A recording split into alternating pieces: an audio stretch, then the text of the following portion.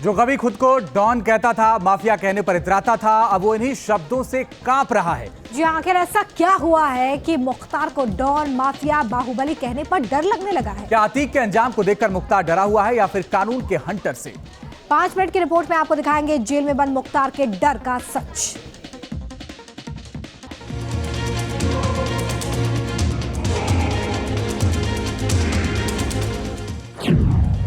15 अप्रैल 2023 अतीक की हत्या। 4 मई 2023 कुख्यात गैंगस्टर अनिल तुजाना के एनकाउंटर और माफियाओं की सफाई देखकर अब एक और डॉन की सिट्टी पिट्टी गुम है।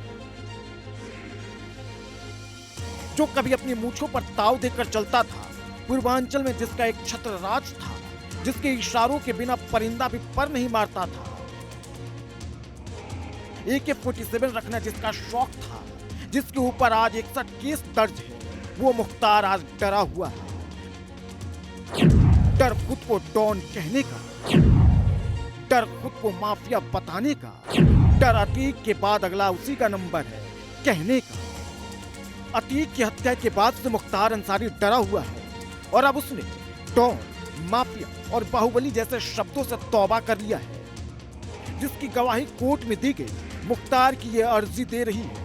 अर्जी की 6ठी लाइन को देखिए, जिसमें मुख्तार मीडिया ट्रायल और अपने खिलाफ दुष्प्रचार का आरोप लगा रहा है, जबकि 8वीं लाइन में वो कह रहा है कि कोई बोल रहा है माफिया डॉन मुख्तार अंसारी बाहुबली। अतीक के बाद मुख्तार का नंबर, जिसके डर से पूरा पूर्वांचल कांपता था, उसकी ये अर्जी बता रही है कि आज वो कैसे थर-थर कांप रहा है।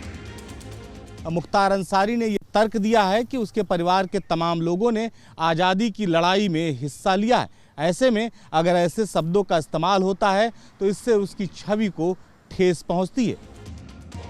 जिसका अपराध की दुनिया से चोली दामन का नाता है, आज वो गिड़गिड़ा रहा है।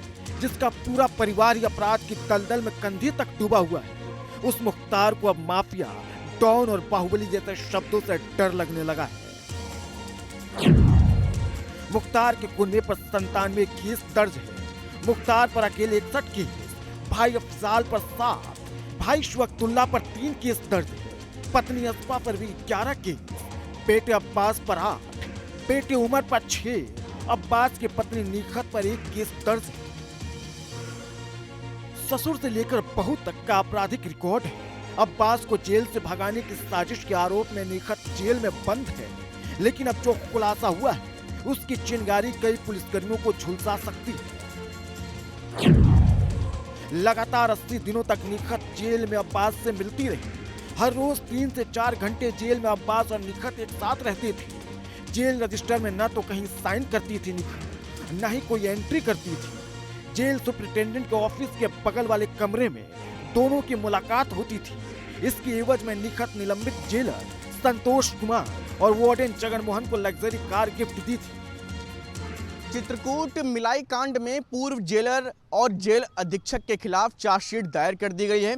बीते दिनों मिलाई कांड में सुभाषपा विधायक अब्बास अंसारी और उसकी पत्नी निखत बानो को मिलवाने में और उनको जेल के अंदर सुविधा मुहैया कराने के लिए रिश्वत लेने के आरोप इन दोनों के ऊपर हैं।